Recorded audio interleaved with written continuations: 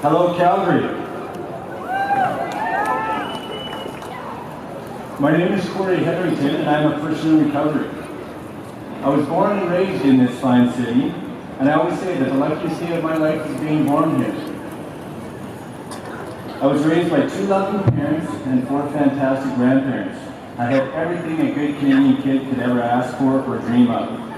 I was given every opportunity to become an effective, productive member of society, yet I became the worst thing that a man like me could ever be. I became an addict. My image of an addict was a bum in the alley, passed out with a needle in his arm, and alcoholics were no better.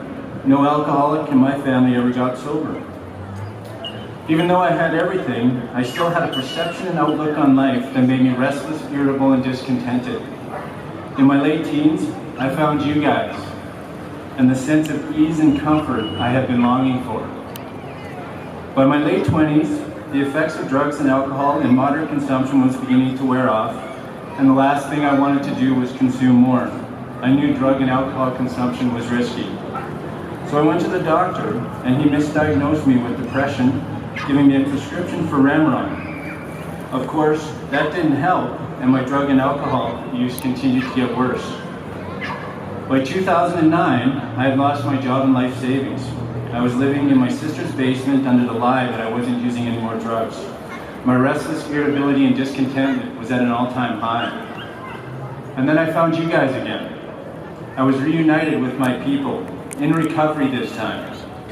You would teach me how to live. You would teach me how to live sober, relatively happy, joyous, and free, one day at a time. The greatest gift for me in recovery is the perception and outlook based on a personal relationship with the loving and caring God of my understanding, that life is good enough just the way it is, no matter how I feel, that I'm good enough just the way I am. I'm absolutely comfortable in my own skin, anytime, anywhere, no matter what. I have nowhere to be and nothing to do. Over the past few years, I've learned a lot about addiction and recovery. Addiction is a disease.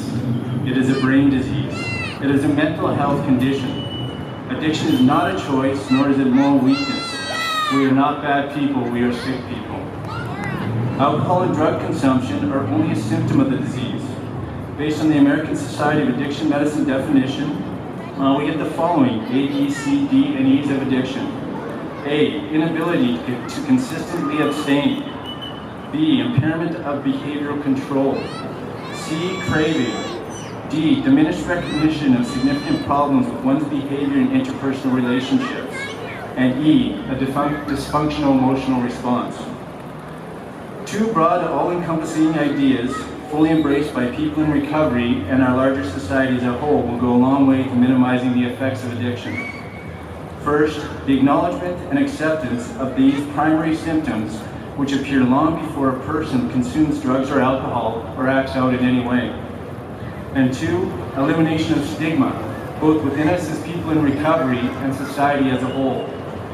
These 2 ideas will be the catalyst to early assessment, treatment in the form of professional and non-professional cooperation, and continuing care focused on surrendering shame and control.